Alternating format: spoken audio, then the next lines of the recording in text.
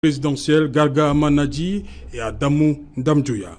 Le reste de la liste est complété par des jeunes loups en politique aux dents bien longues. Maurice Kamto, Joshua Nambangui aussi, Cabral Libi, Maître Akere Tabenmouna, Serge Espoir Madouma, le pasteur Franklin Difort. Pendant 15 jours, ils feront les yeux doux à 6 630 847 électeurs inscrits sur le fichier électoral en présentant leur projet de société en vue de rafler les suffrages. Une campagne inédite au regard de la quantité et de la qualité des candidats que certains observateurs ont dit, que certains observateurs n'ont pas hésité à qualifier d'inédite pour cette campagne. D'autres, par contre, ont préféré retenir le contenu des offres et les débats enrichissants qui ont rythmé cette campagne. Rétrospective 2018, élection présidentielle, une campagne véritablement inédite. Mesdames, Messieurs,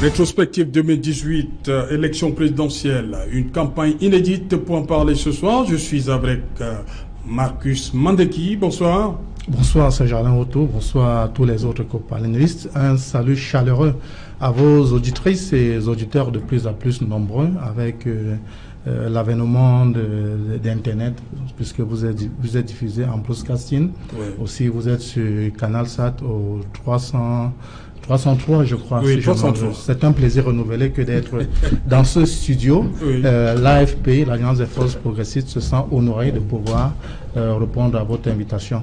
Nous espérons qu'avec les autres, nous allons pouvoir apporter un certain nombre d'éléments pour davantage éclairer la lanterne de tous ceux qui nous regardent en ce moment. Justement, votre parti, l'AFP, a soutenu le candidat, accompagné le candidat Keremouna jusqu'à 48 heures avant l'élection. C'est bien cela? Bien évidemment, parce que l'AFP, nous étions dans une démarche consensuelle, nous étions dans une démarche de mise en place des forces politiques et sociales en vue de pouvoir affronter le candidat du pouvoir. Et c'est ainsi que dans le cadre de la plateforme dénommée Pour la Nouvelle République, nous avons désigné le candidat Akere Mouna comme notre candidat que nous avons soutenu jusqu'au bout, c'est-à-dire jusqu'au choix qu'il a fait, qui était celui de pouvoir rallier le candidat Kamto. Okay. Donc tous ces fidèles ont voté pour ce candidat-là. Nous avons fait maintenant le bilan et je crois que dans un très proche avenir, nous allons pouvoir nous prononcer sur un certain nombre de choses. Ah, vous avez fait le bilan?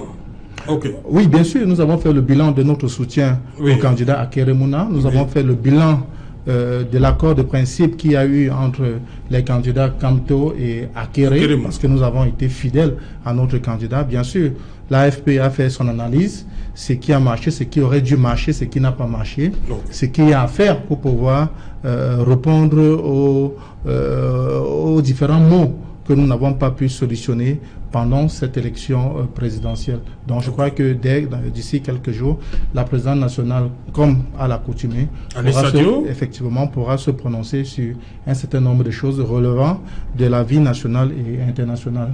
Ok. Sur ce plateau également, quelqu'un qui n'a pas pris part à cette élection en tant que candidat, c'est M. Begeni Abeg. Oui, un observateur de la scène politique quand même. Vous avez vu comment ces choses se passent? Un observateur qui s'est refroidi après, je crois, les élections de 1985, mais qui est revenu cette fois-ci parce que à l'époque, j'étais membre d'un bureau de vote qui se situait au kilomètre 5. Encore le kilomètre 5? Vers le kilomètre 5, quand je travaillais encore au chemin de fer. Oui, à la Régie nationale des chemins de fer. Oui. Voilà, donc il y a eu comme un refroidissement avec tout ce qui s'est passé par la suite. Ce n'est que cette année que j'ai repris avec mon inscription sur les listes électorales. Donc il y a eu ce désamour. Vous allez nous dire pourquoi un refroidissement qui est venu comme ça à cause de tout ce qui se passait n'est pas correct. Voilà, vous allez nous dire pourquoi. À côté de vous, Jonathan Batenguine, bonsoir. Bonsoir, c'est Charlin. Warm greetings to all Equinox TV viewers. C'est un peu pour rester dans l'approche bilingue de notre pays. J'ai fait la remarque ici en 2018, même si les médias camerounais se sont beaucoup exprimés sur la crise anglophone, très peu ont fait une audience belle à ce public qui est parfois anglo.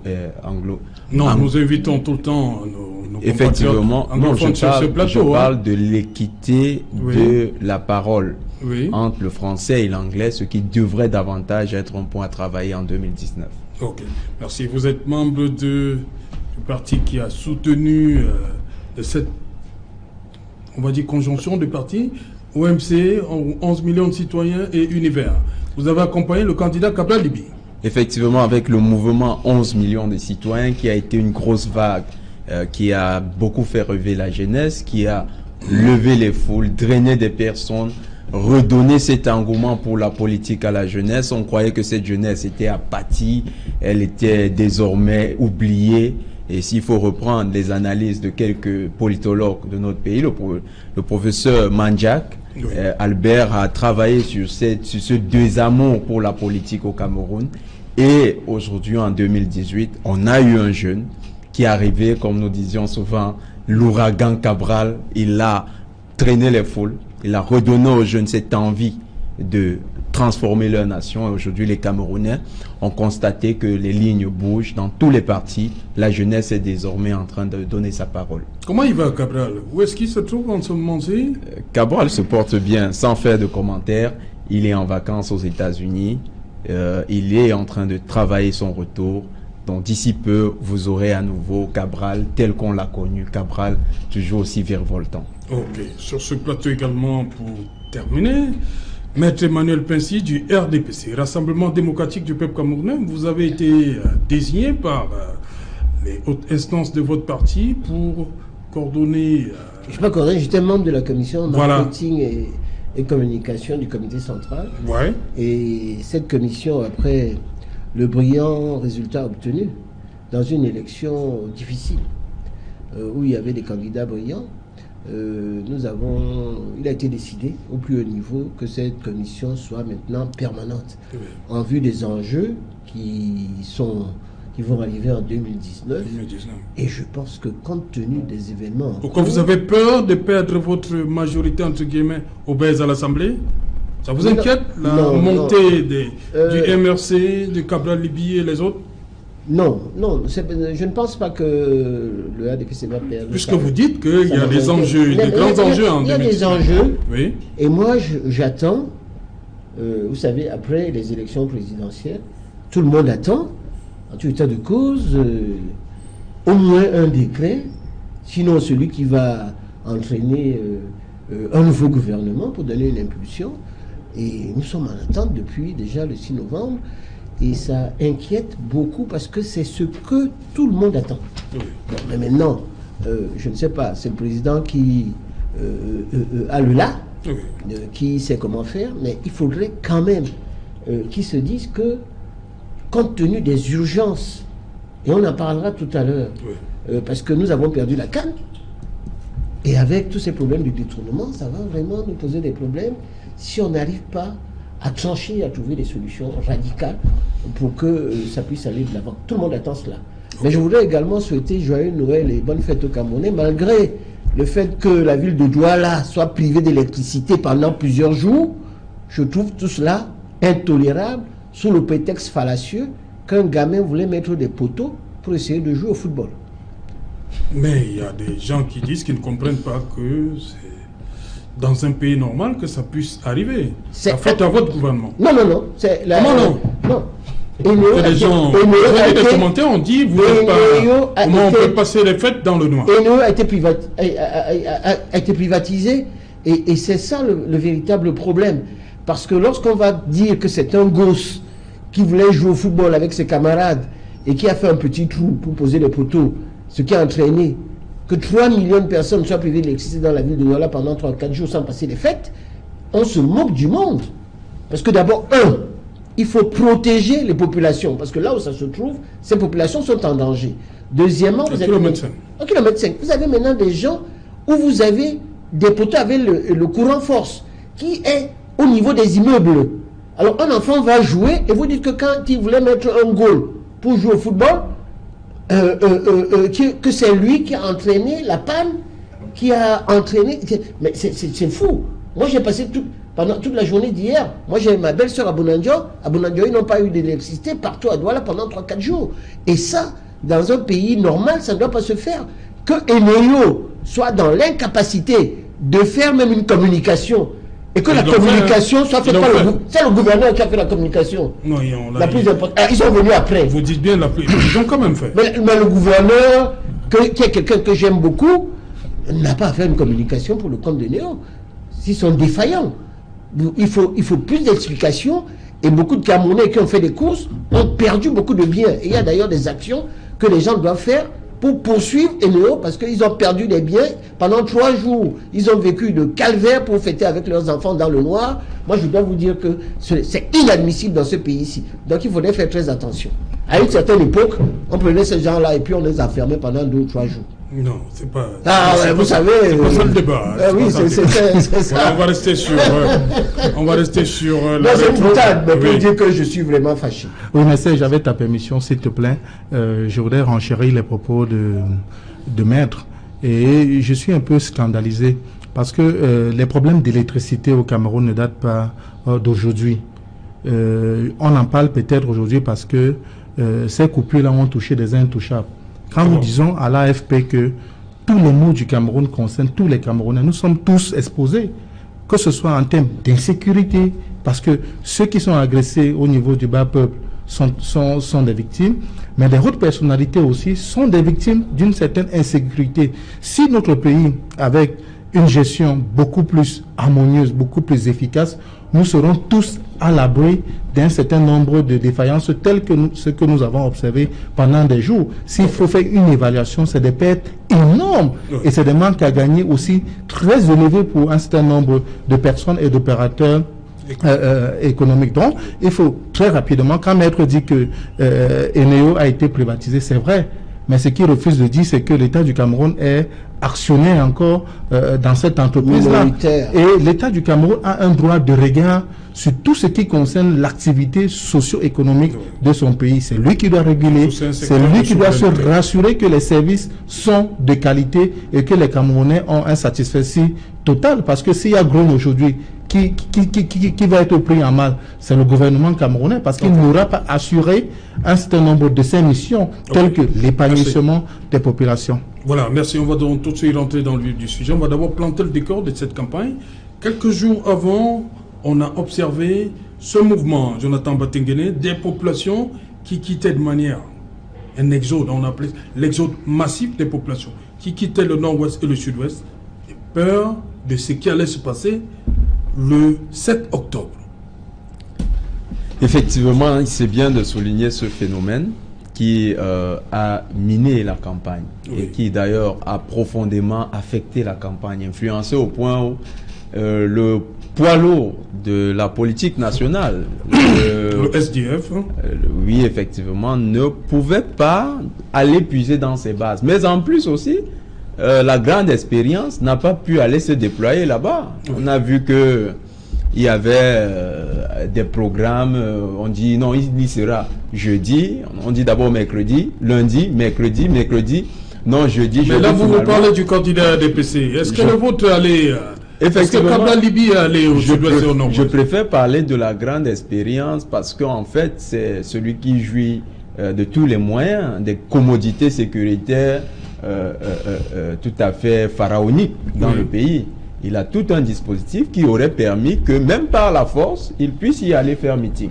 Et donc, il n'a pas tenu un meeting là-bas. C'est la preuve que si le président de la République lui-même ne peut pas tenir un meeting dans une zone, à plus forte raison, les populations qui sont censées être des électeurs, est-ce qu'elles auraient pu rester dans cette zone-là? L'insécurité était criarde et c'était visible. Maître Emmanuel Pensier, pourquoi Paul Biya, on a annoncé pendant plusieurs fois qu'il devait se rendre plus précisément à Buea. On a même vu des travaux être engagés ce jour-là. Comment ça s'appelle? À Bongo Square, où se trouve la place de l'indépendance là-bas. Mais Paul Biya n'est jamais allé au sud-ouest. Pourquoi? Je crois que ce qui est très important pour un président de la République, il y a ce qu'on appelle la sécurité et les services qui ont vu que cette zone ne pouvait pas permettre à un chef d'État d'y aller. Vous avez vu d'ailleurs que le Premier ministre est allé, les plus hautes personnalités de la République sont allées sur les coins. Mais pourquoi Paul Atangandji demande quelques jours avant au sous-préfet de regagner leur poste? Si déjà le président, lui, c'est pour des problèmes de sécurité qui ne se rend pas là-bas. Pourquoi demander aux autres fonctionnaires de regagner leur poste? Certains sous-préfets y sont allés. Oui. Beaucoup ont été soit assassinés, soit kidnappés. Et je pense tout simplement qu'il faut bien évidemment demander aux sous-préfets de faire leur travail, mais il ne faut pas leur demander d'être téméraires jusqu'à ce qu'ils aillent mourir. Et je crois que c'est une situation qui était sans précédent et qui est très grave. Et d'ailleurs, je crois que le président a essayé de trouver une solution, puisqu'il a fait libérer 289 personnes qui sont arrêtées. Mais moi, je pense qu'il faudrait encore aller beaucoup plus loin. C'est-à-dire, Ayoub Tabé et ceux qui sont considérés comme les principaux responsables, il faudrait qu'on entre en négociation avec eux pour faire en sorte qu'il y ait une paix qui soit une paix totale et durable. Vous vous rendez compte que les FARC qui ont tué des centaines de milliers de personnes avec Dos Santos, le président Dos Santos, sont arrivés à trouver un accord. Entre ceux qui, à Yaoundé, sont, j'allais dire, ceux qui sont la branche dure, extrémiste, qui veut aller plus loin et qui a entraîné, qui continue la guerre. Parce que cette guerre-là nous coûte très cher. Les gens ne se rendent pas compte que le Cameroun est sur 3 fronts. Il y a le front Boko Haram, il y a le front du nord-ouest du sud-ouest, il y a également l'Est. Et que tout ça, ça fait plus de 50 milliards par mois. Donc à un moment donné, et on en parlera tout à l'heure, quand vous voyez les détournements et le reste, mais qu'est-ce qui reste encore pour qu'il y ait la croissance et la lutte contre la pauvreté? Ouais, à ce moment-là, il faudrait ça. Non, c'est un problème d'arbitrage. Aujourd'hui, on parle de la campagne électorale. Oui, non, je dis, c'est l'arbitrage. Le président ne pouvait pas faire ce qui est excellent à la demande de tout le monde en disant que bon, on va essayer d'arrêter pour avoir la paix et voir ce qu'on peut faire avec ces personnes. Et c'est pour ça que le président n'y est pas allé. Mais je pense que ça fait partie de son programme de l'année prochaine. Il ira, il faut sécuriser la zone, et moi je le voudrais parce que nous ça c'est une information que vous nous donnez là. Il ira. Le président l'année prochaine 2019.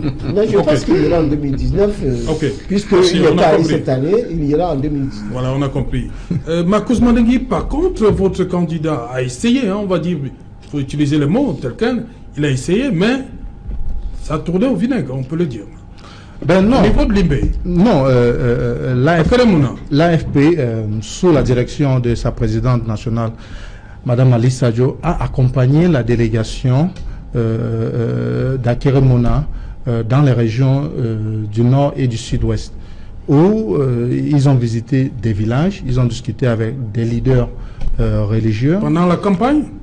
Oui, c'était avant même déjà. Oui. Avant et pendant, ils y étaient, parce qu'il fallait rencontrer les populations, il fallait rencontrer les différents acteurs sociaux, il fallait discuter face to face avec ceux qui sont des victimes de cette crise-là. C'est vrai que le problème d'insécurité, on peut l'énoncer dans ces deux régions-là. C'est très visible que l'insécurité n'a pas permis véritablement que les différents candidats puissent s'y déployer. L'insécurité là-bas n'a pas permis que les électeurs puissent véritablement aller opérer leur choix. C'est un certain nombre d'éléments qu'on peut dénoncer et qui ne favorisent pas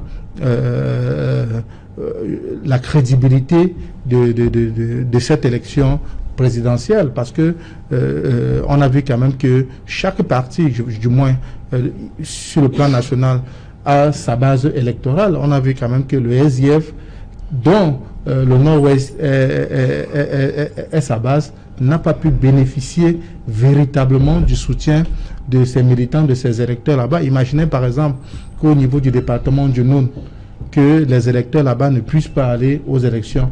Vous verrez très bien que le score de l'UDC serait complètement revu à la baisse. Donc, nous avons été là, pas pour faire véritablement campagne, parce que ça devait être un langage de sourds entre nous et les populations là-bas, mais c'était un langage d'apaisement, c'était un langage pour leur dire, nous comprenons vos problèmes parce que nous aussi, nous les subissons d'une manière ou d'une autre, parce que quand il y a guerre là-bas, de manière directe et indirecte, il y a des incidences dans la partie francophone de manière individuelle.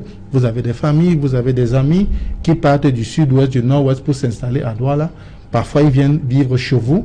Parfois, ils vous sollicitent financièrement ou de manière logistique. Donc, vous voyez très bien que nous ne sommes pas épargnés. C'est pas une crise qui nous est pratiquement étrangère. Et nous souhaitons véritablement, pour une fois, que le président de la République, malgré le fait qu'il soit illégitime pour certains, pour la majorité des Camerounais, puisse tendre la main. La majorité, comment? Puisse tendre la main à tous les acteurs sociopolitiques, parce que chacun a sa petite idée. Légitime, vous avez dit, majorité des Camerounais? C'est une faute. Hein. Oui, bien sûr. Bien sûr. On peut argumenter sur plusieurs éléments. Oui. Tout d'abord, en premier lieu, la population électorale au Cameroun. On peut faire le constat selon lequel à peine 30% de la population électorale est allée au vote. Ça, c'est très simple. Oui. Sur les 30% qui sont allés au vote, on peut très bien voir qu'il y a eu un taux d'abstention d'environ 8%. Donc vous verrez que si on fait le ratio entre ceux qui auraient voté le président Biya et ceux qui auraient dû véritablement accomplir leur devoir civique, l'écart est énorme. Donc on ne peut pas uniquement se baser sur les chiffres valablement exprimés en faveur du président de la République. Okay. Pour boucler ce que je voudrais dire, vraiment, on n'a rien à attendre en 2019 de la descente du président de la République dans la zone anglophone. Souvenez-vous, Maître Pensé l'a dit tout à l'heure. Nous sommes sur la campagne. Je n'attaque pas mon ami Akilim. C'est mon ami. Si je dois parler du nombre de voix qu'il a eu, même s'il a... Voilà. On va rentrer dans le débat. C'était une manière de restons sur la campagne. Bien sûr, nous restons sur la campagne. Aucun candidat n'est descendu véritablement dans ces zones. Vous savez très bien, Serge, que nous ne pouvons pas dissocier le président candidat Biya au candidat Biya. Les deux vont de pair. Et ça, on peut faire le constat selon lequel, à défaut de ne pas être allé dans le sud-ouest et le nord-ouest, il n'a jamais été, par exemple, à l'extrême nord. Où on dénonce on en parle tout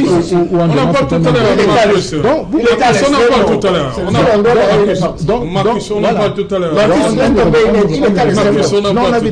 On a vu des Photoshop qui démontraient qu'il était là-bas. Pourtant, il n'y était pas. Non, il ne faut pas être sérieux. Vous avez une télé au moins. Dites-moi, voilà une élection qui se passe et des candidats neufs. Beaucoup ne descendent pas. C'est-à-dire qu'ils vont dans 8 régions. Ils mettent de côté les deux autres, sous le prétexte que ces deux sont en conflit. Quel peut être le ressenti des populations dans ces deux régions-là? Les laisser pour compte. Ou alors, leur voix ne pèse pas dans la construction du Cameroun. Mais ce que je souhaiterais dire par rapport à ce qu'avançait mon prédécesseur, j'ai essayé d'avancer sur l'indice de développement des abstentions et des inscriptions, avec pour base l'année phare qui a fait un déclic, l'année où le multipartisme est revenu et les élections qui s'en suivaient. Je vois que à cette époque, c'était Onel. Onel avait mieux fait sur le plan des abstentions. Il y avait moins d'abstentions qu'en 2018 avec Elekam, où l'indice d'abstention est de l'ordre de 260% par rapport au nombre d'abstentions de 90. Par rapport aux inscrits, je trouve que les partis qui cherchent à arriver au pouvoir n'ont pas peaufiné leur stratégie de développement de leur voix. Bien sûr. Et avant la période d'avant-campagne, c'est là qu'on met en application le plan stratégique. Après un trimestre ou un semestre, on évalue. Vous voyez, il y a 3000 3 77 000 et poussières d'abstention. Alors qu'en 90, les abstentions se situaient à 1 180 000. Donc c'est sur les 3 millions que l'opposition devait jouer, et non sur la stratégie candidat unique. Chaque semestre, ils évaluent leur plan d'action pour réajuster. Comment ils pénètrent le terrain. Et ils peuvent localiser, s'ils analysent ces abstentions-là, ils trouvent que voilà nos zones de faiblesse. Et c'est là-bas qu'ils activent leurs actions. Et en mesurant.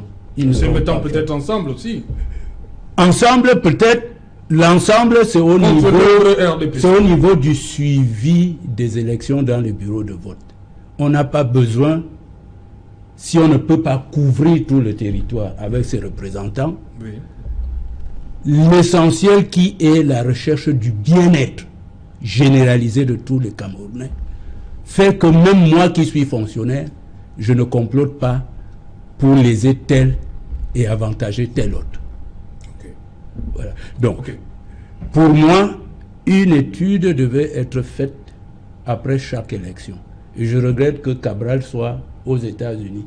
C'est maintenant qu'il devait réviser son plan stratégique. Même là-bas, il peut réviser, il révise. Non, c'est ça se passe ici. Il ne le fait pas seul. Il a un brainstorming avec, j'en doute. Comment ça, il est là? Sinon, il va encore réaliser le même score. Sinon, ce sera pire. Ok. Voilà, Jonathan, revenons à cet autre élément qui est venu un peu secouer cette pré-campagne. Ce sondage-là de Innovative Solutions Inc. Qui donnait 81% au candidat Paul Biya. C'était une façon, on parlait de manipulation. On ne comprend pas. Dans chaque pays, il y a des sondages, non? Pourquoi manipulation? Maintenant que la campagne est passée, je sais que le gouvernement camerounais était intéressé par une autre étude qui se faisait par BVH au Sénégal. Oui. Pendant les élections. La même étude était déroulée dans les zones anglophones. C'était mené par BVH. Et personne n'était interrogé depuis le Sénégal. Donc, le gouvernement a mené des vraies études. Ne parlons pas de ce sondage innovatif qui a été... enquerrelé. Effectivement. Pourquoi? Pourquoi? Parce qu'on s'est rendu compte... du patronyme qui dérangeait? Du patronyme et des relations entre le ministre de l'administration territoriale et le propriétaire de l'entreprise. Loin de moi l'idée que je me dirais que ce dernier, pour des raisons patrimoniales ou bien pour des raisons familiales, aurait indûment donné un score fleuve au candidat qui est l'employeur de son frère. Oui. Non, loin de moi cette idée. Je veux simplement dire que Innovative est venu dans un contexte où on n'avait pas les sondages.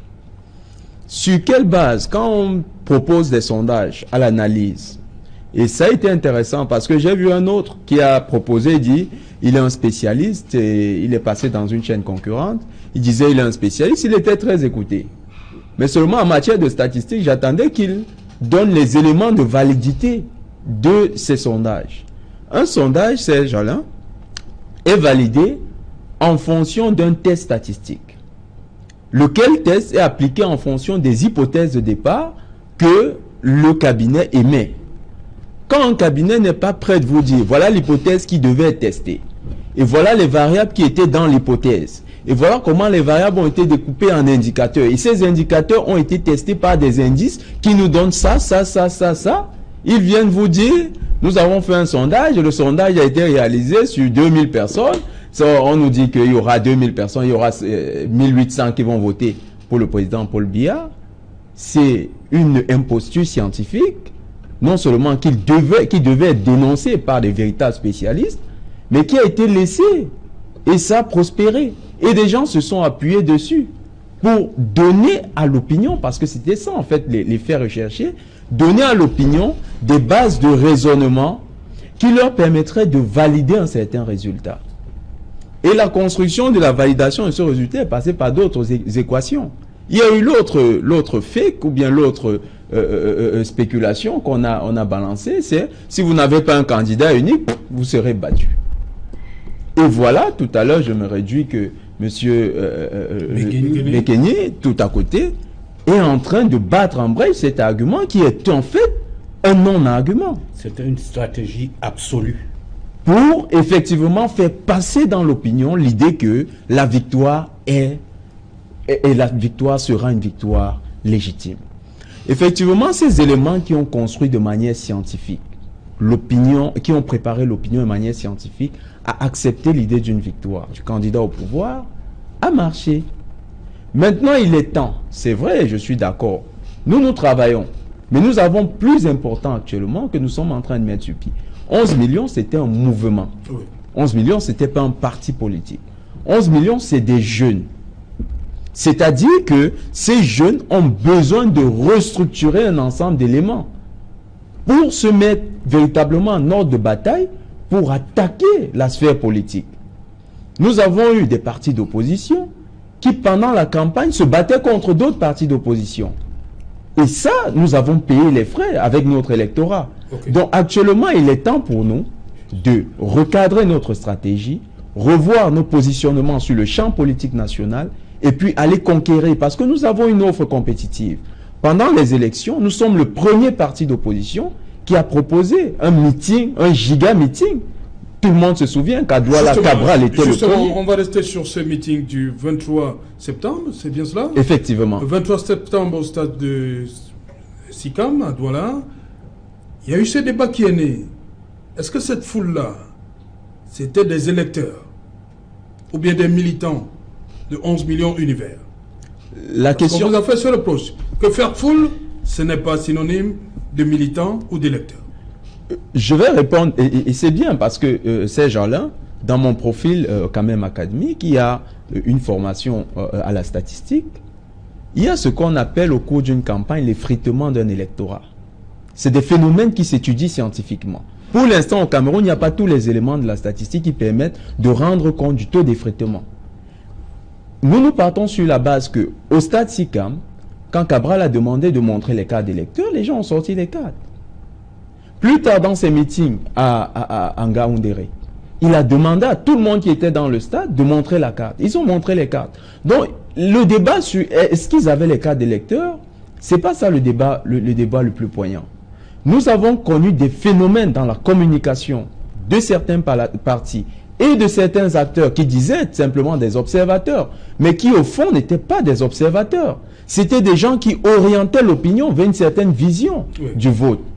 Et ces gens ont préparé les gens à faire croire pendant l'élection que Cabral, le fait qu'il n'intègre pas, il ne rallie pas une campagne, il est contre le peuple. Oui. Et cet argument, ça a un peu prospéré. Et on le regrette. Aujourd'hui, beaucoup de personnes qui y ont cru nous le disent. Effectivement, nous on ne savait pas que c'était le vrai opposant. Nous le disent sur le terrain. Aujourd'hui, il est clair que beaucoup se rendent compte qu'avec le recul de Cabral, parce qu'il a pris un recul sur la scène politique nationale, ça a permis aux gens de distinguer le vrai du faux. Et on s'est rendu compte que sur certains points, il était effectivement avant-gardiste, mais il avait un côté qu'on appelle un côté républicain, Serge Alain. Voilà. Et ce côté républicain, beaucoup le prennent pour une faiblesse. Ok, merci. Sur notre aspect, Maître Pensy, le 20 juin, 20 formations politiques décident de se mettre ensemble pour soutenir le candidat Paul Biya. Il est né comme ça, ce jour-là, à Yaoundé, le G20. Mais on ne comprend pas ce débat qu'il y a eu tout autour. Pourquoi? Peut-être par rapport aux individus. Maître Momo, Bandakani, Tabio Wono, Fritz Ngo, ils étaient nombreux. Isaac Feuzeux, voilà, on ne va pas tous les citer. Pourquoi cette levée de bouclier par rapport à ce soutien au candidat Paul Biya? Vous avez compris ça? Non, c'est le jeu de l'opposition. Oui. Et plus tard, Jean-Jacques Ekindi. Oui, Jean-Jacques Ekindi d'ailleurs a fait un plaidoyer très intéressant. Je crois que c'était au marché Congo, au stade Fampou. Oui. J'y étais présent, pour essayer de clamer, disons, son amour pour le président Paul Biya et de demander à tout le monde de voter. Je crois que Momo, d'ailleurs, a fait un discours avec des statistiques qui était un discours qui était très bon, parce que lui aussi a fait des études statistiques en sciences politiques, donc vous n'êtes pas le seul.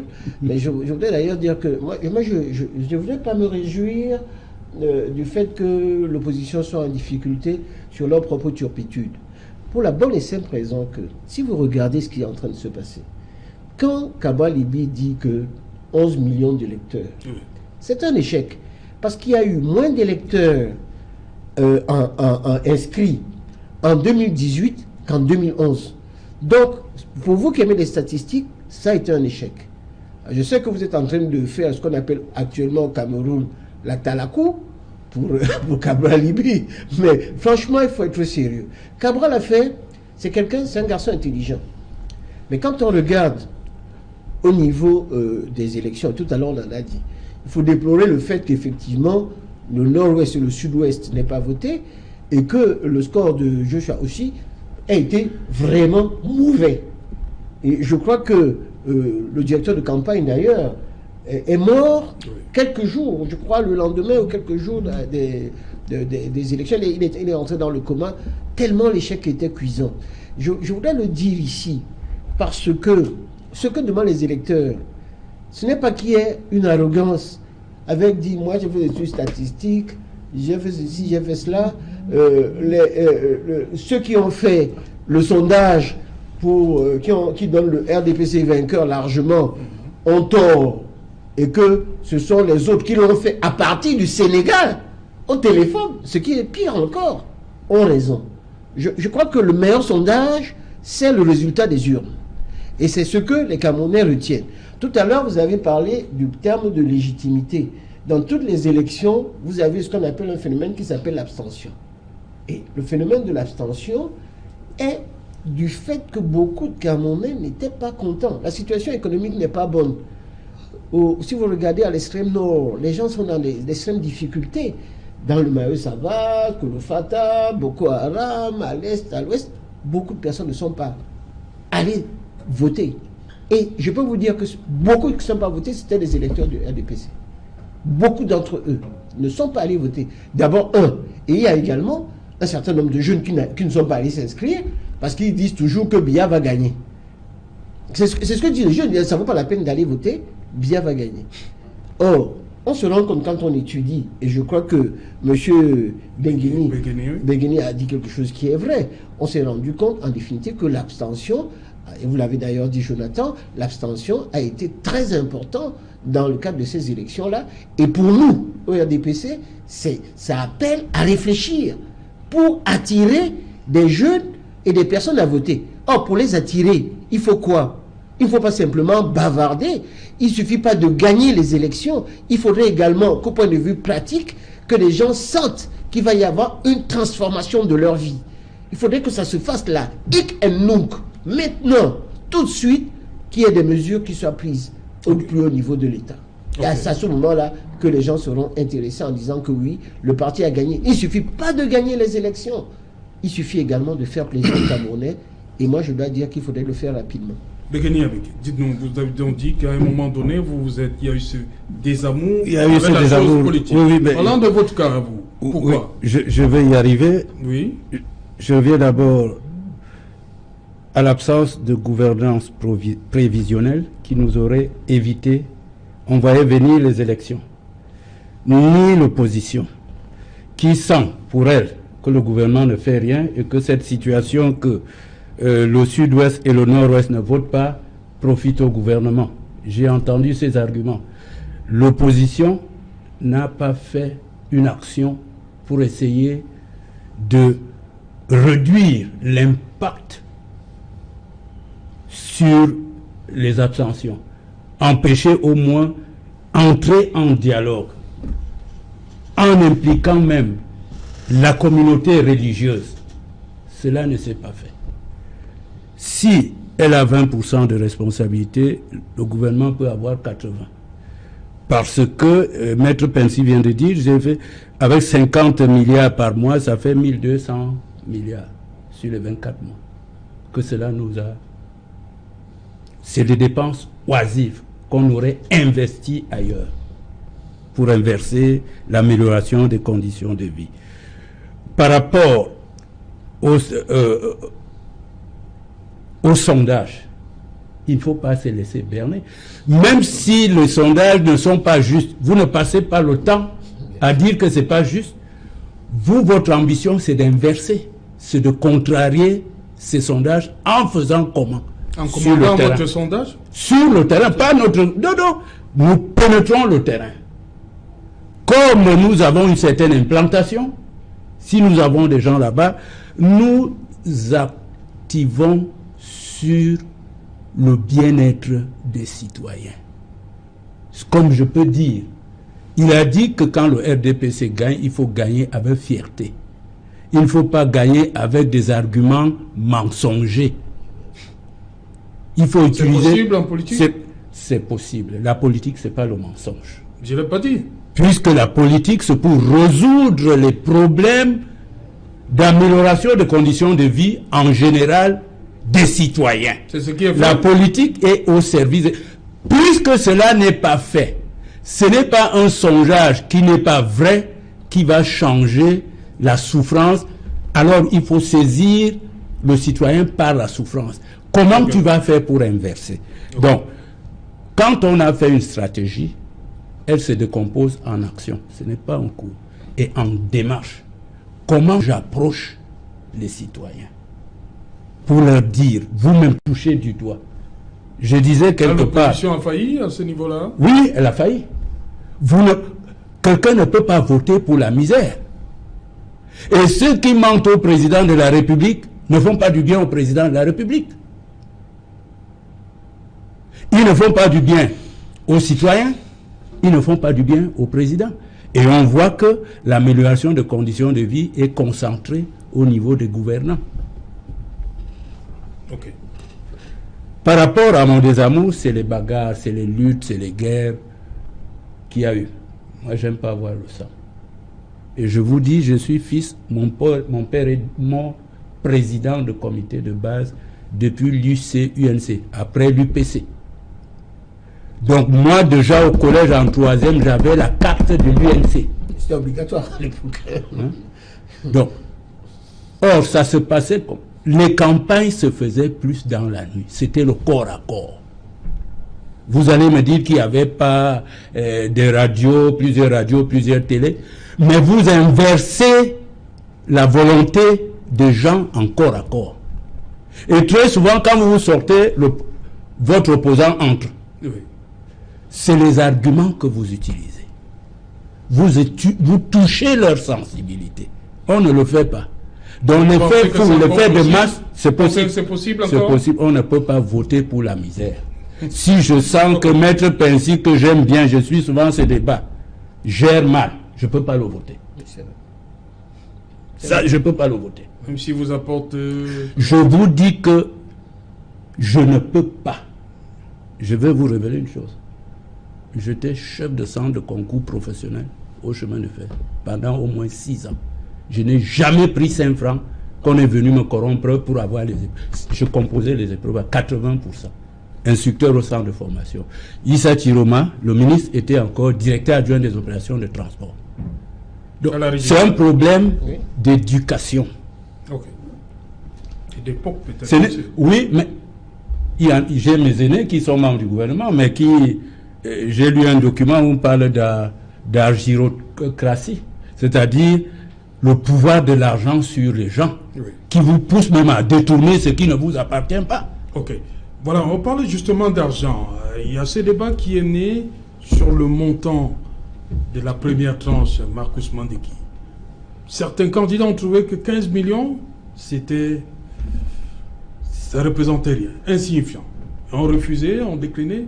Cette invitation du ministre Paul Atangandji, ça devait être c'était le 18 septembre par là. Ben, il s'attendait à quoi? À plus de 30 millions? Peut-être à 100 millions ou 150 millions. Oui. Non, pour être sérieux, si vous êtes candidat à une élection présidentielle, mettez-vous dans la tête que ce que va vous apporter le pouvoir le trésor public n'aura aucun impact en matière de budget que vous aurez confectionné. C'est très limite. Pour être candidat, le minimum, celui qui est véritablement ambitieux, qui estime qu'il y va pour gagner, pas pour jouer le figurant au Cameroun, devrait mettre sur la cagnotte un minimum de 5 milliards de francs. 5 milliards 5 milliards de francs, pour être très très sérieux. Parce que je ne peux pas vous dire, une campagne dans un arrondissement, sur 2 semaines, si vous pouvez l'évaluer, si vous avez un arrondissement comme celui de Douala 5e, qui a 53 quartiers et villages, imaginez qu'il vous faut louer des chaises, des bâches, la sonorisation et un peu des commodités diverses. C'est-à-dire quoi? Qu'est-ce que vous mettez là-dedans? Mais les commodités diverses, généralement, quand vous invitez des gens, à un moment, ils auront besoin de boire un peu d'eau, ce qui est tout à fait naturel. Dans un meeting, on peut avoir un cocktail pour davantage célébrer. Vous ne donnez pas les espèces sonnantes et trébuchantes? Non, bien sûr, il y a le cash qui doit circuler. Ah non, tout le monde le fait. Non, le cash doit circuler pour des raisons bien évidentes, pour le fonctionnement de la campagne, parce qu'il y a des factures. Mais je vous ai dit qu'il y a par exemple la sonorisation. C'est pas une corruption de conscience? Non, non, rien à voir. Comment ça? Rien à voir. De toutes les façons, tel que je vous dis. Quand vous donnez de l'argent à un électeur, c'est pourquoi? Non, à un électeur, c'est trop dit. Mais lorsque restons ces gens-là qui viennent. À un élément de l'équipe de campagne locale, par exemple, parce que non, vous avez dit que les gens viennent, ils ont besoin de prendre un verre d'eau. Oui, bien sûr. Le verre d'eau que vous aurez affecté pour la circonstance, bien sûr, c'est-à-dire l'eau est là, s'il y a un cocktail, c'est là. C'est-à-dire ceux qui viennent, qui sont soit vos sympathisants, soit des personnes que vous souhaiterez avoir avec vous, peuvent se désaltérer, peuvent prendre un bout de pain. Ça, c'est pas de la corruption. C'est tout à fait naturel. Donc, le candidat Akeremona s'est refusé de prendre ces 15 millions de francs. Et moi, j'estime, tel que je l'ai dit tout à l'heure, si vous êtes ambitieux au Cameroun, si vous voulez véritablement challenger le président sortant à une élection, parce que le président, au-delà des moyens personnels qu'il dispose, il a des alliés, il a ceux qui le soutiennent, qui ont assez de poids financier pour pouvoir mettre sur la table. Donc en face, parce qu'une élection, ça demande beaucoup d'argent qu'on ne se le cache pas. Vous avez dit 5 milliards au bas mot. 5 milliards au bas mot, pour véritablement se faire prévaloir de son ambition. Je le dis, c'est valable pour les élections législatives. J'ai été candidat aux élections municipales.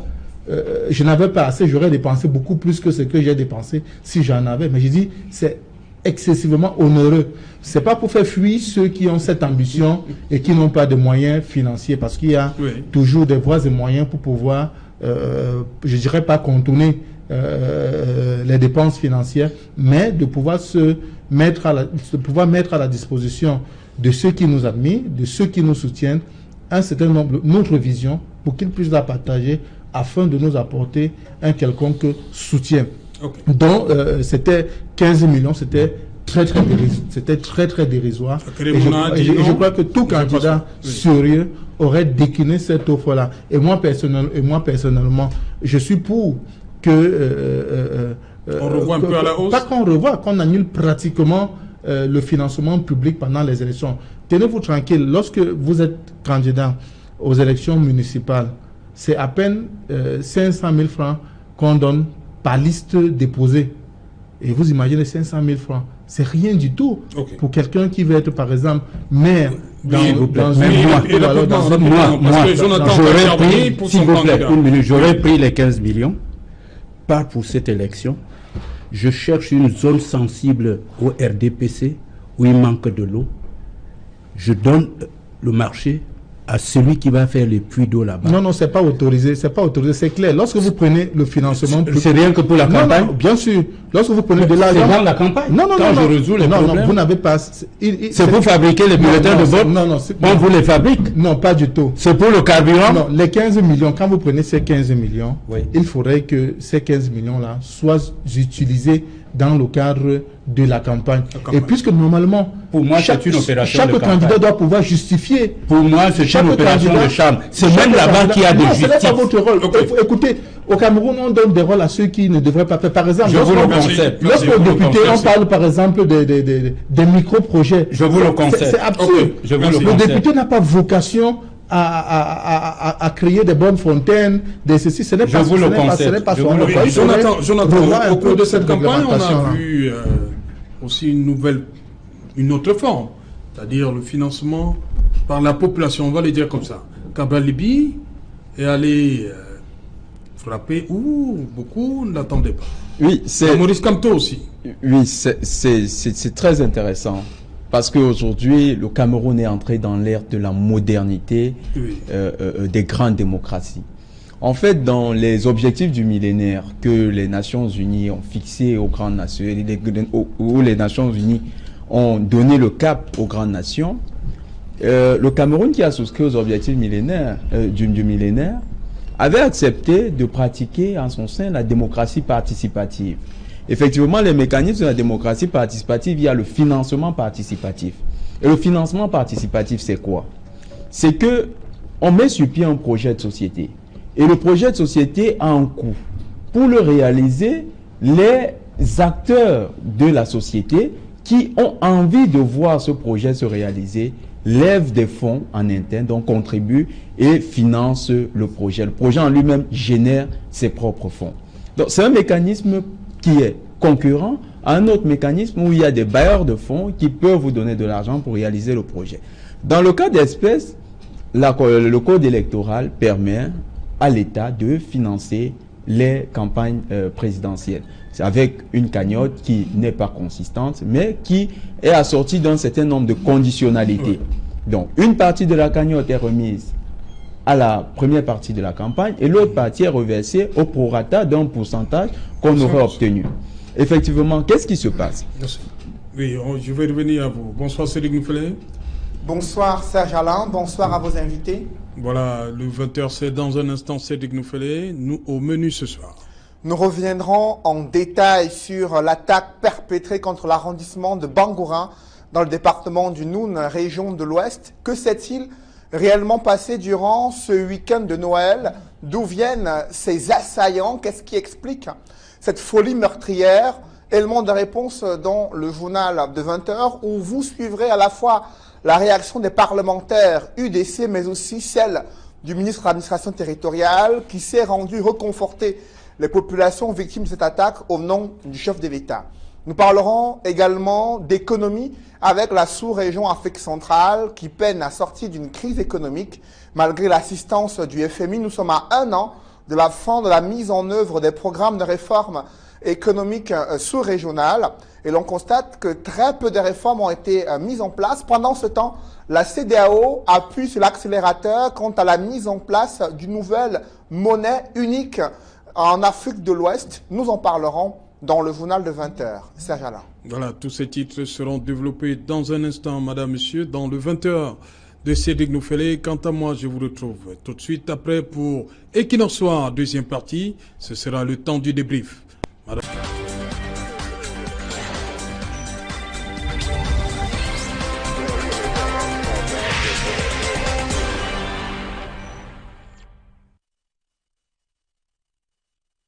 Equinoxe Soir, deuxième partie, le temps du débrief, toujours en compagnie de Jonathan Batengene, Begeni Abeke et Marcus Mandeki et bien évidemment Emmanuel Pincy, maître.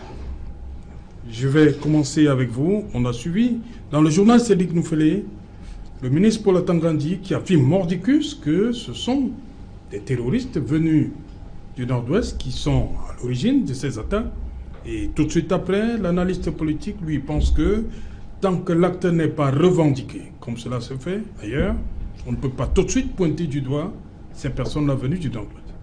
Je pense que le ministre Atangandi a des informations qui sont fiables, d'autant plus que ces personnes sont revenues. Le lendemain, il y a d'ailleurs sur Facebook un des terroristes du nord-ouest, du sud-ouest et du nord-ouest qui est traîné dans une moto dans toute la ville. Parce qu'ils sont revenus dans leur forfait pour pouvoir également encore brûler. Ils avaient promis revenir. Ils sont revenus Et on en a attrapé, je pense qu'on en a tué 2. Donc ce ne sont pas des contrairement à ce qu'il dit. Je crois d'ailleurs qu'il a fait une analyse biaisée. Il a commencé à, vous savez maintenant comment on appelle, il fait une analyse globale. Il essaie de voir si c'est pas eux, si c'est les autres, etc. Mais à la fin, il a dit quand même que c'est eux. Il a laissé la possibilité, mais il n'en avait pas, j'allais dire, la certitude, ni la preuve. Et il a voulu le faire, certainement par honnêteté intellectuelle. Mais quand on regarde au niveau de la réalité des faits et de ce qui a été passé, moi je vais vous envoyer des photos. Ce terroriste est traîné derrière une moto, on l'a tué et on le traîne dans tout le village de Bangoura. Je dois dire d'ailleurs que si vous regardez les gens, les maisons qui sont incendiées, ce sont des pauvres personnes, ce sont des paysans. Et s'attaquer aux gens qui n'ont rien, à leur terre, à leur, etc., je ne comprends pas comment ça peut se faire. Je trouve que ça ternit, ça ce n'est plus les gens qui font des actions politiques. Ça devient une affaire de petits brigands et de bandits. Et d'ailleurs, je me réjouis que le ministre Atangandji, immédiatement après, soit allé, au nom du chef d'État, remettre de l'argent, des biens, du ciment, etc., pour faire des travaux et reconstruire et que ça aille de l'avant. Je crois qu'il y a ce qu'on appelle les comités de vigilance actuellement, les comités de défense qui sont en place. Je vous souhaite également que dans ces régions-là, on puisse leur donner encore beaucoup plus de force de l'ordre. Ouais, parce qu'il semblerait qu'il y a moins de... Oui, il y a 5 personnes ou 6 personnes qui sont là pour garder tout un village et ça me semble être très difficile. C'est d'ailleurs le lieu de dire que si on va terminer, disons, ces affrontements au nord-ouest et du sud, il faudrait le faire assez rapidement, qu'on puisse déployer des forces dans les régions qui sont aux alentours. Parce que si ces personnes-là sont traquées, et on a d'ailleurs donné le nombre de chiffres des personnes qui ont fui le nord-ouest et le sud-ouest, c'est assez hallucinant. On parle de 300 000 personnes. Alors, je crois quand même qu'on arrive à avoir un chiffre excessivement élevé. Et je crois que c'est Stéphane qui en a parlé tout à l'heure. On a vu qu'il y a un impact très important sur tout ce qui se passe au nord-ouest et du sud-ouest. Voilà, vous savez déjà que c'est une jeune, au point de vue de la technologie, il y a une Silicon Valley à Buea. Vous avez également tout le commerce avec le Nigeria qui pose des problèmes. Tout le commerce avec le Nigeria, c'est beaucoup d'argent parce que nous avons une frontière de 1960 km avec le Nigeria et une des parties de nos affaires vont là-bas pour vendre et ça ne marche plus. Et rien ne vient plus non plus du sud-est et du nord-ouest. Donc si nous n'avons pas une partie importante de ce pays et que nous dépensons des centaines de milliards, on a vu tout à l'heure, pour défendre, alors que cet argent aurait pu servir au niveau des populations dans des conditions aussi difficiles, il faut faire un choix. Donc ceux qui sont pour la ligne dure, extrême, à mon avis, je pense que la démonstration en fait qu'il faudrait réviser la situation et voir comment on peut réconcilier les Camerounais entre eux. Voilà, Jonathan, comment protéger ces populations? On parle ils sont en sous-effectif là-bas. On peut le dire, les de maintien de l'ordre.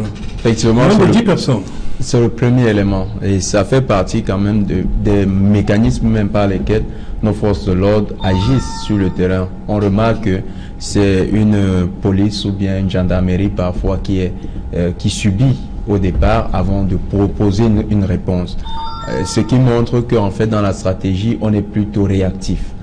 On devrait être proactif, c'est-à-dire anticiper sur le problème. Et actuellement, ce qu'on devrait faire, avoir au niveau des comités de réflexion, je ne suis pas un spécialiste de la défense, mais je pense, j'émets un avis de profane, je pense quand même que sur ce point-là, il faudrait penser comment sécuriser les différentes régions voisines de celles en conflit actuellement. Nous avons un ensemble de combattants qui immigrent non seulement des zones de conflit vers les zones pacifiques, et il y a aussi une interaction entre ceux qui quittent, par exemple, ils ont des combattants qui les approvisionnent venant des zones pacifiques. Et ils utilisent certainement ces pistes non contrôlées par l'armée pour aller renforcer les rangs de ceux-là qui sont les combattants là-bas. Il est temps donc que l'armée, la police, la gendarmerie utilisent tous les moyens pour contrôler l'ensemble des axes qui sont des axes de communication entre le nord-ouest, le sud-ouest et les régions voisines francophones, de telle sorte qu'on soit capable soit d'anticiper sur d'éventuelles infiltrations à des fins de répression ou bien des fins de représailles, voilà, des sécessionnistes en zone francophone, ou bien même à des renforcements de leurs troupes à partir des zones francophones. Donc la gendarmerie, sur ce point-là, 5 personnes dans un village, c'est quand même un peu alarmant. Comment est-ce qu'on imaginait que ces gens seraient en sécurité? Comment est-ce qu'on a même pu penser qu'ils pourraient avoir une riposte? 1 heure, 5 heures du matin, ça fait 4 heures du temps, donc les gars se sont servis à volonté. C'est alarmant, mais comme on disait d'entrée de jeu, c'est carrément un peu l'état du pays. Ok. Mais dites-moi, voilà, on parle de renforcer les zones francophones, donc ça veut dire que l'État n'existe plus de l'autre côté, puisqu'il peut partir de là-bas et pénétrer en zone francophone. Là n'est pas véritablement le problème. Est-ce que ça ne pose pas un problème d'unité véritablement? Si protéger la partie francophone. Si on arrive à identifier ceux qui posent des armes, il peut arriver que ce soit des étrangers qui s'infiltrent, qui profitent de ce qu'il y a du trouble, ils viennent chercher pitance. C'est pourquoi, moi, sans être spécialiste, dans ces conditions, il faut un système d'alerte. Il me souvient que auparavant, les pays utilisaient des sentinelles. Dans des cas comme ceux qui prévoient, ce n'est pas la première attaque. Il y a eu des infiltrations ailleurs, je crois à l'ouest. Donc à partir de cet instant, on devrait renforcer les forces de l'ordre. Ensuite, mettre sur pied un système d'alerte.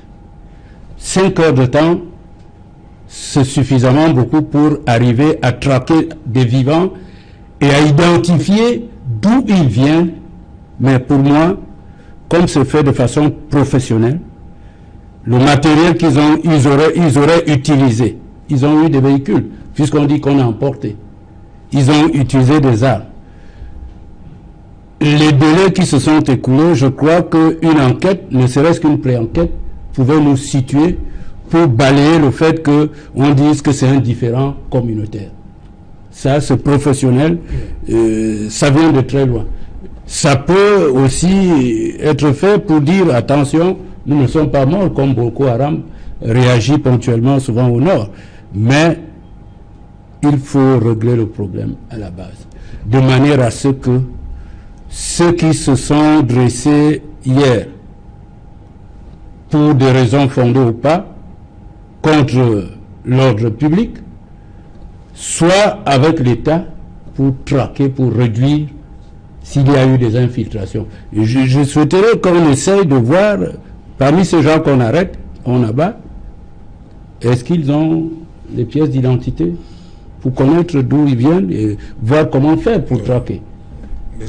Pour moi, il faut toujours une de ça mettre là, il sait qu'ailleurs, quand la police a fait son travail, c'est le procureur de la République qui part. Ok. Marcus, j'espère que le ministre a eu des informations dans ce canal. Marcus Madeki, c'est le problème, il faut renforcer la sécurité là-bas, à Bangourène, mettre à l'abri définitivement la population de toutes les façons, c'est ce qu'il faudra faire. Il faudrait améliorer le système sécuritaire, pas seulement dans la zone anglophone, mais tout autour, bien évidemment. Je me réjouis de l'intervention de l'expert tout à l'heure, Joseph Ngoula, qui a été très lucide et brillant et qui est resté dans sa posture de scientifique parce qu'il est resté mesuré. Parce que quand vous n'avez pas un certain nombre d'éléments sur une attaque, il faudrait bien rester un peu en réserve parce que, comme l'a dit monsieur tout à l'heure, ça peut venir de tous les coins. Mais à la hâte, comme ça, quand le ministre déclare que ça vient des sécessionnistes, on a l'impression qu'il avait l'information d'une éventuelle attaque. Donc je crois que c'est aussi important que nous prenions un certain nombre de dispositions. Monsieur a parlé d'alerte tout à l'heure, oui, que nous prenions un certain nombre de dispositions pour pouvoir anticiper sur les actions d'insécurité dans nos villes et villages. Vous savez, c'est un peu très facile. On a un peu des histoires que nous voyons dans nos quartiers avec la justice populaire. dès qu'on voit un monsieur sortir, dès que quelqu'un a crié au voleur, tout le monde se met sur lui, le frappe, et hop, il est mort. Personne ne peut vous apporter avec certitude qu'il a commis un délit. Le monsieur qu'on fait tirer dans toutes les rues de Bangoura, rien ne justifie qu'il soit un sécessionniste. Personne ne sait qui il est, comment il s'appelle, d'où il vient. Donc vous voyez qu'à un moment, les débordements peuvent arriver de toutes parts. Mais nous, à l'AFP, un peu comme solution, nous disons que la solution à la résolution de cette crise-là est loin d'être militaire. Non, pas du tout. Parce qu'à chaque fois que les extrémistes, on les retrouve parmi les sécessionnistes, on les retrouve aussi parmi nos dirigeants qui pensent qu'il faudrait que les âmes crépitent. De l'autre côté, ceux-là disent aussi qu'il faudrait que nous réagissons ou que nous agissons par les âmes. Non, il faudrait que nos dirigeants prennent leurs responsabilités parce que seul le dialogue ici peut être la solution favorable à la résolution de cette crise-là. Que nos dirigeants tendent véritablement la main. C'est vrai qu'il y a eu un certain nombre d'actions qui ont été menées, notamment la libération des personnalités comme Ayapol et bien d'autres qui, de manière arbitraire, de manière injuste, avaient été déportés, enlevés et emprisonnés. Ce sont des choses qui ont davantage renforcé le radicalisme d'un certain nombre d'acteurs sociaux. Aujourd'hui, il y a quelques jours, 280 personnes et poussières ont été libérées. C'est une bonne chose. Il faut aller un peu plus loin. Il faudrait descendre sur le terrain, il faudrait discuter avec les populations. Vous savez, nous devons développer ce que Bernard Mouna a appelé... Il y a le CNDDR. Oui, nous devons développer ce que Bernard Mouna a appelé la politique du compromis. C'est-à-dire, ce n'est pas parce que vous êtes moins fort que vous cédez, mais c'est justement parce que vous voulez les intérêts des populations qui sont à votre charge que vous cédez à un certain moment pour permettre que la paix revienne. Pour vous, le CNDDR n'a pas de chance de... Oui, mais il est un peu voué à l'échec, un peu comme la commission pour le bilinguisme et pour le multiculturalisme, qui à l'époque avait été créée soi-disant pour solutionner les problèmes anglophones. On voit bien les résultats aujourd'hui. C'est une solution purement politique. C'est une crise politique à laquelle nos dirigeants devraient s'associer aux acteurs sociaux et aux acteurs politiques afin que des solutions efficaces et durables puissent définitivement être trouvées. Voilà, maintenant on va terminer avec la campagne.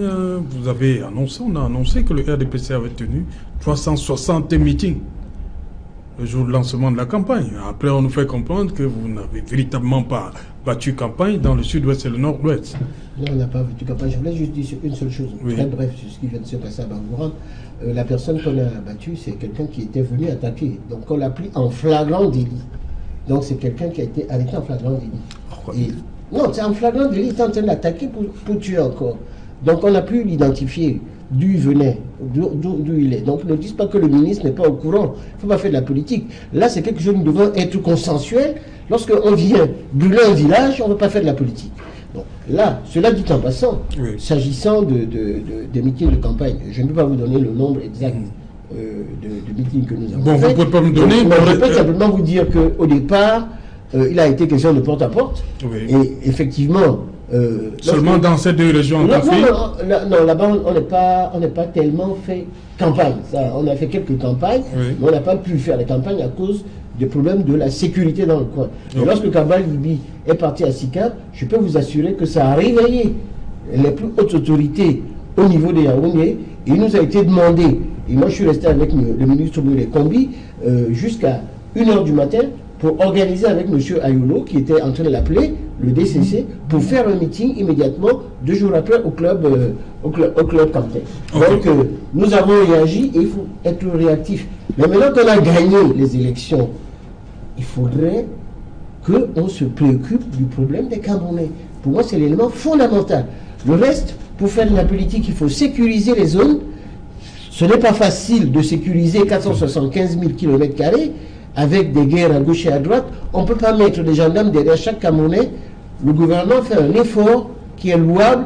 Et moi, je me réjouis que le ministre à Tanganji, quelques heures, le lendemain, se retrouve avec des moyens mis à sa disposition par le chef d'État pour aider les populations. C'est ce qui compte pour moi. Aider les Camerounais à mieux s'en sortir et prendre des mesures. Et aujourd'hui, je vais vous dire une chose. Qu'est-ce qui a poussé le ministre Atangandi de se rendre là-bas le lendemain, dimanche? Non, mais il faut prendre... il faut les moyens. Il ne va pas aller les mains vides. C'est les moyens qui manquaient? Les moyens, il faut avoir des instructions, des ordres. Quand vous allez... Il faut que les instructions doivent attendre quand il y a une situation comme ça. Ne sort pas comme ça de Yaoundé pour aller vaquer n'importe où en prenant des décisions. Même quand il y a urgence, comme ce qui s'est passé avant. Le gouvernement, ça marche avec une coordination. Et lorsqu'il s'agit des mesures que doit prendre le président de la République, le ministre le rencontre ou le voit et a des moyens, et on lui dit voilà ce qu'il faut mettre à sa disposition. Parce que sinon, ça peut être des détournements. Le ministre ne va pas décider que je vais prendre de l'argent pour aller donner. Il faudrait que, là on est en train de se battre tout à l'heure, contre toutes ces personnes qui ont volé les milliards, et que moi j'attends du président de la République qu'il signe un décret pour qu'on avance. C'est-à-dire quoi? Qu'on les enlève. Vous savez très bien qu'il y a une protection. Lorsque vous êtes ministre, aucun magistrat ne peut vous protéger. Donc, si le président de la République ne fait pas en sorte que les Camerounais voient qu'il y a quelque chose qui fonctionne, à ce moment-là, il va y avoir entre les Camerounais et le président de la République un fossé. Et pour moi, en ce qui concerne les élections, ce ne serait pas une bonne chose pour les législatives, en ce qui concerne les municipales. Tout à fait. Donc le RDPC est mal parti, là? Non, le RDPC n'est pas mal parti. Il faut juste avertir. Moi, je lance cette alerte. Vous savez bien que j'aime le président, je voudrais qu'il réussisse. Le président doit réussir. Mais on attend. Mais si le président continue depuis d'attendre... le 30 novembre, là.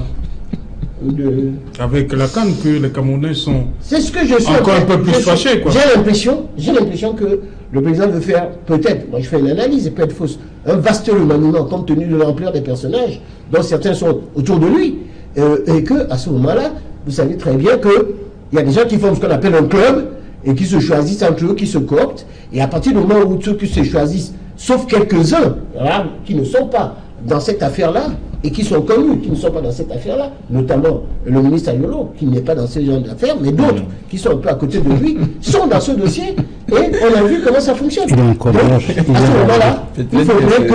C'est aussi son ami. Non, je ne le connais pas. Je dis tout simplement qu'on a vu comment les dossiers ont été confiés à un certain nombre de personnes. Vous avez vu cette société dite américaine qui a fait une compte comme par un Camerounais, avec des marchés qu'ils ont eu. On a vu, en ce qui concerne Bafoussam. À Bafoussam, vous avez un parking à Gawa de 11 milliards. Un parking de 11 milliards. Je dis que ça ne peut pas être sérieux. Donc, il faudrait faire attention. Le Camerounais joue avec les milliards et la fortune des gens.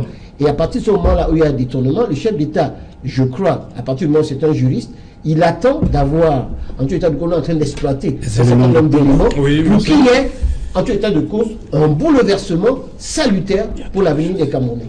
Voilà, vous avez, on va rester sur, je reste une fois de plus avec vous, 7 minutes de meeting pour le candidat Paul Biya. C'était à Maroua. Une seule sortie. Oui, mais il est parti, pas d'audience accordée aux populations là-bas. Qu'est-ce qui a fâché Paul Biya à Maroua? Je n'étais pas à Maroua. Qu'il fasse un aller-retour. Je n'étais pas à Maroua. Je voudrais d'ailleurs vous dire que... Est-ce que vous avez besoin d'être là-bas pour savoir que le discours a duré 7 minutes, un discours de campagne? On l'a vu une seule fois. Je peux vous dire que Maroua s'est passé à l'époque où, par exemple, il y a eu le succès, par exemple, du candidat Kabal Libri au Stade Sika. Une semaine après. Oui, à peu près la même période. Et non, c'était une semaine après. J'ai un ami qui était là-bas pour ça et qui est revenu. Et président Biya a regardé le meeting de Cabral. Il l'a vu. Il a vu la foule. Il a vu la foule. Il a vu d'ailleurs la foule. Il a même vu la foule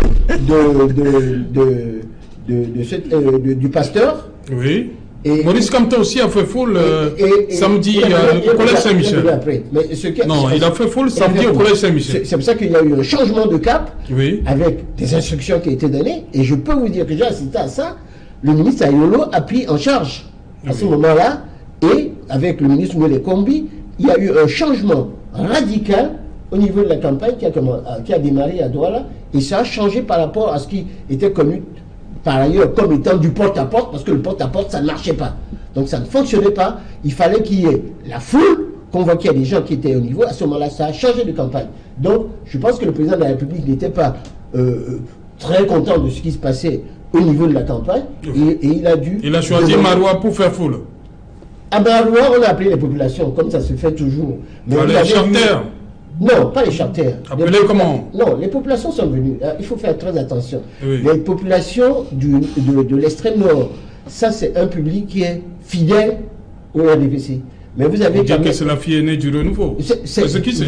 Je peux vous assurer que oui, là-bas, parce que les gens reçoivent des instructions et ils vont. C'est des gens qui sont fidèles. Et c'est pour ça d'ailleurs que j'espère que le président saura rendre à Maroua ce que Maroua a fait pour lui, ainsi que d'autres régions. Il faudrait qu'il sache que les gens à Maroua n'étaient pas contents. C'est pour ça qu'il y a eu pas mal d'abstention. Mais par rapport à la foule qui était, je ne peux pas dire qu'elle était aussi nombreuse que ça. Il y avait à peu près une centaine de milliers de personnes. Ce n'est pas par rapport à toute la population qui se trouve à Maroua, où on a plus de 3 millions de personnes qui pouvaient venir, ou 1 million de personnes qui pouvaient venir. Okay. Mais il faut dire une seule chose, après avoir gagné une élection, maintenant, il faut passer aux choses sérieuses. L'avenir ne s'arrête pas au gain des élections. Comment faire? Avec qui travailler pour demain, compte tenu de la situation et des détournements? Est-ce qu'il faut continuer comme ça, en laissant les Camerounais dans l'expectative, en voyant que les gens se réjouissent du fait qu'on ne les attaque pas? Moi, je suis en train de lire dans Facebook et par ailleurs dans les médias qu'au Cameroun, il n'y a pas d'électricité, les gens contents, pas d'impunité, on vole l'argent, pas d'impunité, on fait ceci, pas d'impunité. On se demande bien, en tout état de cause, ce qui se passe. À mon avis, il faudrait que le président de la République, qui a des preuves maintenant, parce que ce serait dramatique qu'il ne les ait pas, au bout de, je dis, autant de temps, qu'il ait des preuves et qu'il agisse assez rapidement. C'est ce que nous attendons tous de lui, qu'il nomme qui il veut. Mais qu'il nomme et qu'il fasse en sorte que... Parce que les gens ne travaillent plus à Yaoundé, tout le monde est dans l'expectative. Voilà, merci. Rapidement, quelques secondes. Oui, je voulais dire quelque chose. Oui, quelque chose sur... on a parlé foule, mais si j'emprunte... oui, il reste quelques secondes. À Césaire, la foule n'a pas su faire foule là où elle devait faire foule. D'un retour au pays natal. Oui. Mais surtout, voici ce que dit la parole de Dieu. La sagesse d'en haut est premièrement pure. Elle est pacifique, pleine de miséricorde. Dans cette décision de libération de 289, on sent, on voit en lui la sagesse qui vient d'en haut. Mais alors, le fruit de la justice est sémé dans la paix par ceux qui recherchent la paix. Le président doit continuer dans cette lancée. Merci cher monsieur d'être venu. Madame, monsieur, c'est ici que prend fin Equinox Soir. Rendez-vous demain dès 19h. Rediffusion pour cette édition-ci, 23h GMT. Il sera minuit à Kiki.